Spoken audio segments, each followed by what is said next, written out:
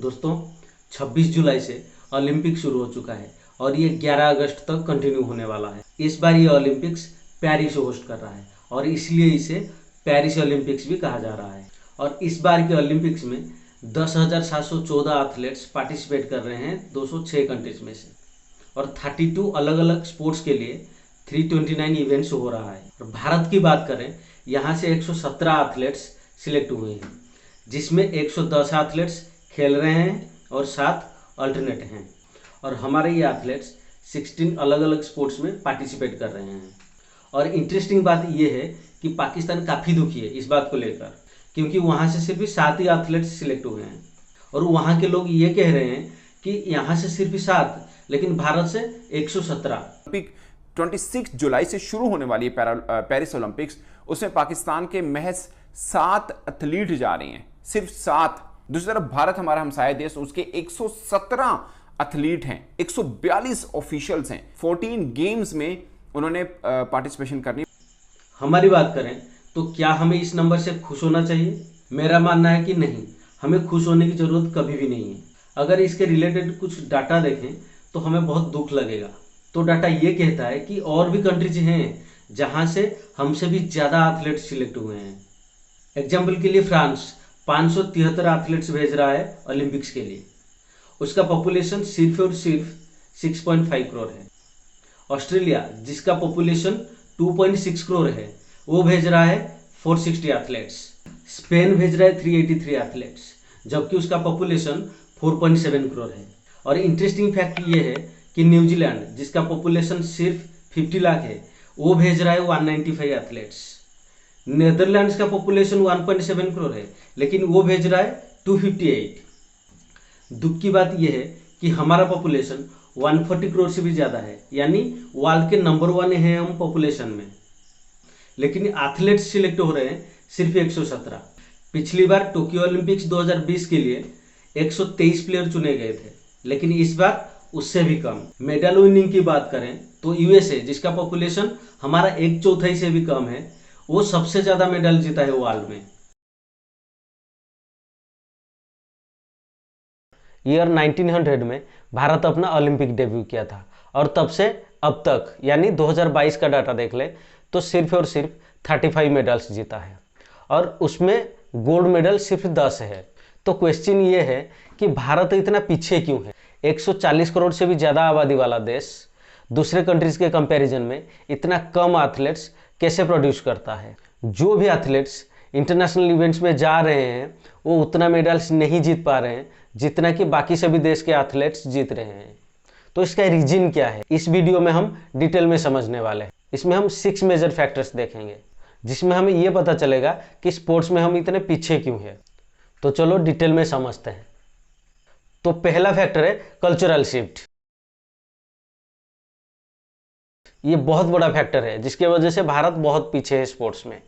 और cultural shift का मतलब है कि भारत में स्पोर्ट्स कल्चर जैसा पहले था अब ऐसा नहीं है। तो आप पूछोगे कि स्पोर्ट्स कल्चर ये क्या होता है, तो चलो डिटेल में बात करते हैं। देखो, कल्चर क्या है? कल्चर का सिंपल मीनिंग है कि किसी चीज़ को आप कितना जानते हो, कितना बिलीव करते हो, उसके लिए आपका इमोशन क्या है और उससे आप कितना और क्या सीखते हो। और स्पोर्ट्स कल्चर भी ऐसा ही है। एक एग्जाम्पल लेके समझ लेते हैं। जैसे कि मान लो क्रिकेट, आप क्रिकेट के बारे में कितना जानते हो? जैसे कि क्रिकेट में क्या क्या रूल्स हैं, कौन से फेमस प्लेयर हैं और उसका हिस्ट्री क्या रहा है, ये आप सभी जानते हो। आप क्रिकेट को कितना बिलीव करते हो, यानी इसका इंपॉर्टेंस को समझना कि क्रिकेट खेलने से कैसे आपकी फिजिकल और मेंटल हेल्थ दोनों सही रहता है। आपका क्रिकेट के प्रति इमोशन क्या है, मतलब जब आपकी टीम जीत जाती है तब आप बहुत सेलिब्रेट करते हो, लेकिन जब आपकी टीम हार जाती है तब आप बहुत दुखी होते हो। जब सीखने की बात आती है तब क्रिकेट से आप क्या सीखते हो, जैसे कि टीम में डिसिप्लिन कैसे रहना है, team work, hard work, dedication, leadership skills, ये सभी सीखते हो। तो ये है क्रिकेट का कल्चर हमारे देश में। बाकी सभी स्पोर्ट्स के लिए भी ऐसा ही होना चाहिए। अब क्वेश्चन ये है, क्या भारत में स्पोर्ट्स कल्चर कभी ऐसा नहीं था? लेकिन हम कल्चरल शिफ्ट का बात कर रहे हैं, इसका मतलब पहले कल्चर था लेकिन अब नहीं है। कैसे, चलो समझते हैं। कहा जाता है कि भारत का स्पोर्ट्स कल्चर प्राचीन काल में बहुत ही अच्छा था और इसका हिस्टोरिकल एग्जाम्पल हमें रामायण और महाभारत में मिलता है। आपको पता होगा कि इसमें धनुर्विद्या, कुश्ती, भाला फेंकना ये सभी मेंशन किया गया है। रामायण की बात करें तो इसमें राम जी, लक्ष्मण, मेघनाद, रावण ये सभी धनुर्विद्या में माहिर थे। हनुमान जी, बाली, सुग्रीव ये सभी कुश्ती यानी रेसलिंग में माहिर थे। अगर महाभारत की बात करें तो अर्जुन, भीष्म, कर्ण, द्रोणाचार्य ये सभी धनुर्विद्या में एक्सपर्ट थे। बलराम जी, भीम, दुर्योधन ये सभी रेसलिंग और गदा युद्ध दोनों में एक्सपर्ट थे। युधिष्ठिर भाला फेंकने में एक्सपर्ट थे। इसमें यह प्रमाण मिलता है कि प्राचीन काल में भारत का स्पोर्ट्स कल्चर था, और सिर्फ था नहीं, बहुत ही अच्छा था और सभी एक्सपर्ट थे। मेडिवल पीरियड की बात करें तो राजा महाराजा जो होते थे उनके दरबार में हंटिंग, पोलो, कुश्ती ये सभी बहुत पॉपुलर थे। उनके पर्सनल ट्रेनर्स भी होते थे जो उन्हें ट्रेनिंग देते थे, और इसके साथ अखाड़ा भी होते थे जहां कुश्ती कंपटीशन होता था। इसका मतलब मध्यकालीन भारत में भी स्पोर्ट्स कल्चर था। भारत में स्पोर्ट्स कल्चर को प्रूव करने के लिए सबसे बड़ी एविडेंस जो है वो है चेस, जो यहाँ पे ओरिजिन हुआ है, जिसे प्राचीन काल में चतुरंगा कहा जाता था। इसमें आर्मी का स्ट्रेंथ और इंटेलिजेंस शामिल था। कबड्डी का भी ओरिजिन यहाँ पे हुआ है भारत में प्राचीन काल में।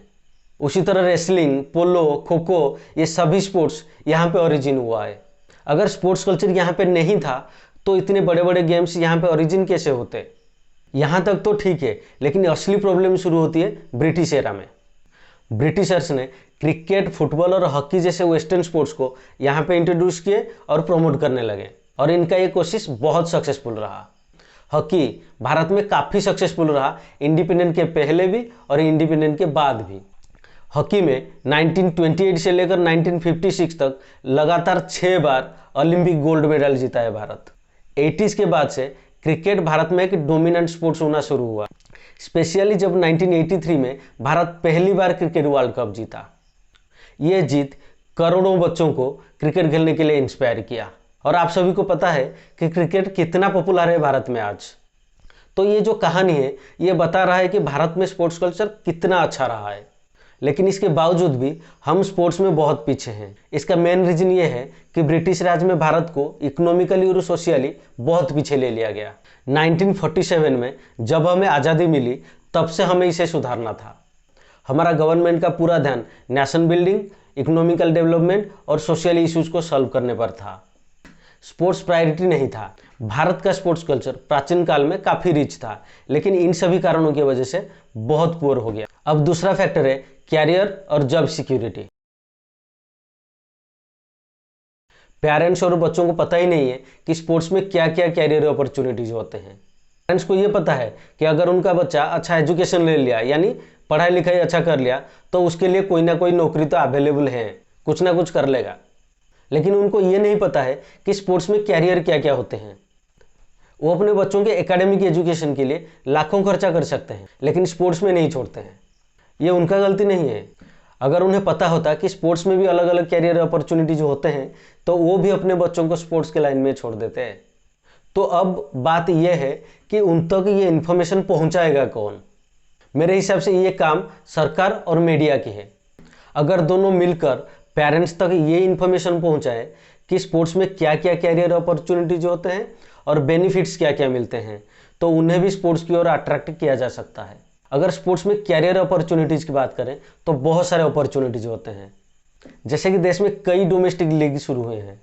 एग्जाम्पल के लिए क्रिकेट में IPL, फुटबॉल में ISL, कबड्डी में PKL, जहाँ पे प्लेयर्स को अच्छा खासा अमाउंट देकर लिया जाता है।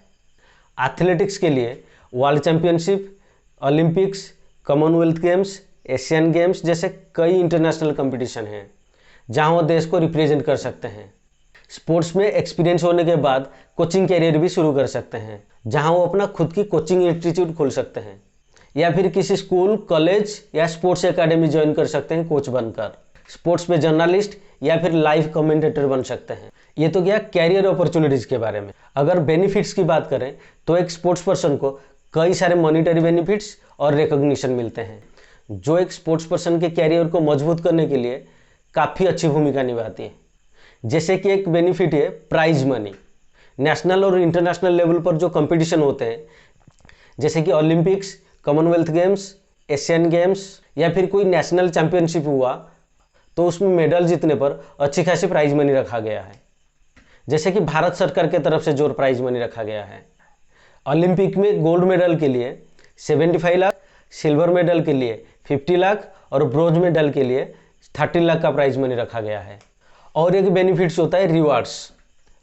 2016 रियो ओलंपिक्स में सिल्वर मेडल जीतने पर पीवी सिंधु को कई सारे रिवार्ड्स मिले थे। अलग अलग ऑर्गेनाइजेशन और लोगों की तरफ से 14 करोड़ के आसपास कैश प्राइज मिला था और साथ में लैंड, BMW कार, महिंद्रा थर, डायमंड नेकलेस, ऐसे बहुत सारे चीज मिली थी। 2019 वर्ल्ड चैंपियनशिप में गोल्ड मेडल जीतने पर उन्हें 2019 वर्ल्ड चैंपियनशिप में गोल्ड मेडल जीतने पर उन्हें 40 लाख के आसपास कैश प्राइज मिला था और साथ में BMW कार और लैंड भी मिला था। 2020 टोक्यो ओलंपिक्स में भी ब्रोंज मेडल जीतने पर 4 करोड़ के आसपास कैश प्राइज मिला था। दूसरा एग्जाम्पल है नीरज चोपड़ा। जब उन्होंने 2021 ओलंपिक में जावेलिन थ्रो में गोल्ड मेडल जीता तो 13 करोड़ के आसपास कैश प्राइज मिला था। साथ में और भी बहुत सारे बेनिफिट्स मिले थे। प्राइज मनी के अलावा एक सक्सेसफुल एथलीट्स को ब्रांड्स और कंपनीज के तरफ से स्पॉन्सरशिप डील्स मिलते हैं जो करोड़ों की होती है। इसके अलावा गवर्नमेंट और प्राइवेट सेक्टर में जॉब्स की अपॉर्चुनिटीज मिलती हैं। सरकार की तरफ से बहुत सारे नेशनल अवार्ड्स मिलते हैं जिनका अलग से वैल्यू होती है। एक सक्सेसफुल स्पोर्ट्स पर्सन एक मोटिवेशनल स्पीकर बन सकता है। अलग अलग इवेंट्स, वर्कशॉप्स, सेमिनार्स में अपना एक्सपीरियंस शेयर कर सकता है। तीसरा फैक्टर है इंफ्रास्ट्रक्चर और फैसिलिटी। भारत में इसका बहुत कमी है। कहीं खेलने के लिए अच्छा ग्राउंड नहीं है, स्पोर्ट्स इक्विपमेंट नहीं है और प्रॉपर ट्रेनिंग देने के लिए कोई भी नहीं है। बच्चों में कितना भी टैलेंट और पोटेंशियल होने दो, कभी भी उनका डेवलपमेंट नहीं हो पाता है। अगर कोई अच्छा खेल भी ले, मतलब जिसके पास टैलेंट होता है, उसको ये पता नहीं है कि उसे आगे करना ही क्या है। उसके पास प्रॉपर गाइडेंस या रोड मैप भी नहीं है। सरकार की तरफ से जो भी इंफ्रास्ट्रक्चर बनाया गया है वो बहुत लिमिटेड है। ये फैसिलिटी सिर्फ अर्बन एरिया में मिल सकता है, रूरल एरिया में नहीं। जबकि ज़्यादा से ज़्यादा स्पोर्ट्स पर्सन आपको रूरल एरिया में मिल जाएंगे। इसलिए इस बच्चों को काफ़ी दिक्कत होता है स्पोर्ट्स में जाने के लिए। अगर रूरल एरिया में कुछ फैसिलिटी है भी तो उसे अच्छे से चलाई नहीं जाता। इसका बड़ा रीजन है यहाँ के इंटरनल पॉलिटिक्स और करप्शन। यहाँ पॉलिसी तो बनाया जाता है लेकिन एग्जीक्यूशन नहीं होता है। अगर होता है तो काफ़ी स्लो। इंफ्रास्ट्रक्चर बनाने के लिए अगर कुछ फंड्स मिलता है तो करप्शन के वजह से ये भी गायब हो जाता है या फिर उसका क्वालिटी बहुत ख़राब हो जाती है। 4 नंबर पे है ग्रास रूट डेवलपमेंट, यानी अर्ली एज से बच्चों को स्पोर्ट्स के लिए तैयार करना। किसी भी देश में स्पोर्ट्स कल्चर बढ़ाने के लिए ग्रास रूट लेवल से डेवलपमेंट की ज़रूरत होती है। बच्चों में ना कि सिर्फ फिजिकल और मेंटल फिटनेस बल्कि बहुत सारे स्किल्स इंप्रूव होती है, जैसे कि discipline, team work, hard work, leadership skills. लेकिन भारत का जो एजुकेशनल सिस्टम और स्कूल का पॉलिसीज है ये कभी बच्चों को अर्ली एज से डेवलपमेंट होने नहीं देंगे। साथ में इंफ्रास्ट्रक्चर फैसिलिटीज़ का जो हाल है यहाँ पे और सोशल बैरियर्स है ये कभी डेवलपमेंट आने नहीं देंगे। भारत का जो एजुकेशनल सिस्टम है उसमें एकेडमिक अचीवमेंट्स पर ज़्यादा प्रायोरिटी दिया जाता है। स्टूडेंट्स पर एग्जाम्स और मार्क्स के लिए ज़्यादा प्रेशर होता है, जिसकी वजह से स्पोर्ट्स और एक्स्ट्रा करिकुलर एक्टिविटीज़ सेकेंडरी बन जाते हैं। एजुकेशनल सिस्टम का जो करिकुलम होता है वहाँ स्पोर्ट्स रिलेटेड जो एक्टिविटीज़ होते हैं उनके लिए लिमिटेड टाइम अलॉट किया गया है, जिसकी वजह से उन्हें स्पोर्ट्स में पार्टिसिपेट करने के लिए ज़्यादा टाइम नहीं मिलती है। स्कूल में जो पीटी टीचर होते हैं उनका रोल बहुत ही इंपॉर्टेंट होती है। उनका काम है स्कूल में स्पोर्ट्स को प्रमोट करना और उसके लिए सही गाइडेंस और ट्रेनिंग देना। लेकिन बहुत स्कूल्स में पीटी टीचर की कमी है और जितना भी है वो अपना काम ठीक से नहीं कर रहे हैं। इन सभी कारणों की वजह से स्पोर्ट्स का भी ग्रास रूट लेवल से डेवलपमेंट नहीं हो पाता है। नंबर 5, इकोनॉमिक और सोशल बैरियर्स। भारत में स्पोर्ट्स पीछे होने का ये भी बड़ा फैक्टर है, यानी कि यहाँ के लोग आज भी सामाजिक और आर्थिक समस्याएं जो होती है वो फेस कर रहे हैं। इकोनॉमिक बैरियर्स का मतलब होता है कि लोगों के पास उतना पैसा नहीं है कि वो अपने बच्चों की एकेडमिक एजुकेशन और स्पोर्ट्स एजुकेशन दोनों का खर्चा एक साथ उठा सकें। अगर वो अपने बच्चों को स्पोर्ट्स में भेजते हैं तो उसमें कई तरह की खर्चा आती है, जैसे कि ट्रेनिंग का खर्चा, इसमें कोचिंग फी और इक्विपमेंट खरीदना, ये सब आ जाता है। ट्रैवलिंग का खर्चा, मतलब कहीं कंपटीशन या टूर्नामेंट हुआ तो अपने पैसों से ट्रैवल करना पड़ता है। अगर कहीं बाहर खेलने जा रहे हैं तो बहुत एक्सपेंसिव हो जाता है। न्यूट्रिशन और हेल्थ केयर की खर्चा भी आ जाता है। आप सभी को पता है कि स्पोर्ट्स में प्रॉपर डाइट मेंटेन करना पड़ता है। कहीं कुछ इंजर्ड हो गए तो उसका खर्चा भी बढ़ जाता है। अभी तक यहाँ के लोग इतना फाइनेंशियली स्ट्रांग नहीं हुए कि ये सब खर्चा भी वो उठा पाए। सोशल बैरियर्स क्या है? इसका मतलब यहाँ की सोसाइटी में कुछ पुराने ख्याल आते हैं जो सोसाइटी को डेवलप होने में रोक रही है। इसमें जो बड़ा एग्जाम्पल है वो है जेंडर डिस्क्रिमिनेशन। यानी यहाँ के सोसाइटी में लड़का और लड़कियों के बीच बहुत फर्क किया जाता है। आज भी बहुत सारे लोग लड़कियों को स्पोर्ट्स में पार्टिसिपेट करने नहीं दे रहे हैं। उनका मानना है कि स्पोर्ट्स लड़कियों के लिए नहीं होता है। कुछ पेरेंट्स को अपनी बेटियों की सेफ्टी को लेकर बहुत चिंता है, खास करके जब वो बाहर जाते हैं। सोसाइटी का एक और बड़ा इशू है जो एजुकेशन को लेकर, जो हमने पहले बात किया है। सबका सोच सिर्फ पढ़ाई लिखाई पर टिका हुआ है। तो ये जो सामाजिक और आर्थिक समस्याएं हैं, इसके वजह से बच्चों में जो टैलेंट है वो आइडेंटिफाई नहीं हो पाता है। अगर कोई अच्छे से खेल भी लेता है तो उसका डेवलपमेंट नहीं हो पाता है। हमारा लिस्ट में जो लास्ट फैक्टर है वो है प्रमोशन और मीडिया कवरेज। कि मीडिया की काफ़ी इंपॉर्टेंट रोल है किसी भी देश की डेवलपमेंट के लिए, क्योंकि ये पब्लिक को इन्फॉर्मेशन प्रोवाइड करता है, जागरूकता क्रिएट करता है और सोशल इश्यूज को हाईलाइट करता है। लेकिन भारत का जो मीडिया है उसका फोकस टीआरपी और पॉपुलर चीज़ों पर है। इसमें उनका व्यूअरशिप बढ़ता है और फाइनेंशियल भी बहुत फायदे होते हैं। स्पोर्ट्स की बात करें तो ये सिर्फ उन स्पोर्ट्स को कवरेज देंगे जो उन्हें हाई टीआरपी देगा। यहाँ पे क्रिकेट ज़्यादा फेमस है, इसीलिए क्रिकेट को ज़्यादा चर्चा में रखा जाता है। ये कभी ग्राउंड पे जाकर रियल इश्यूज को कवर नहीं करेंगे। कहाँ पे इंफ्रास्ट्रक्चर कमी है, फाइनेंशियल सपोर्ट किसको नहीं मिला, ग्रास रूट लेवल पर काम ठीक से हो रहा है या नहीं, ये कभी कवरेज नहीं करेंगे। इन इश्यूज के लिए कोई बड़ा डिबेट नहीं होगा। ये लोग ऐसे टॉपिक पर बड़े बड़े डिबेट करेंगे जिसका कोई ज़रूरत ही नहीं। और इंटरेस्टिंग बात यह है कि ये सिर्फ तब कवरेज देंगे जब कोई पॉपुलर हो जाएगा, लेकिन कभी भी ग्राउंड लेवल पर जाकर किसी भी इश्यूज को हाईलाइट नहीं करेंगे। ये है हमारा मीडिया का हाल। तो दोस्तों, ये है वो फैक्टर्स जिसके वजह से भारत में स्पोर्ट्स आज पीछे हैं। आशा करता हूँ कि आपको मेरा ये छोटा सा प्रयास अच्छा लगा होगा।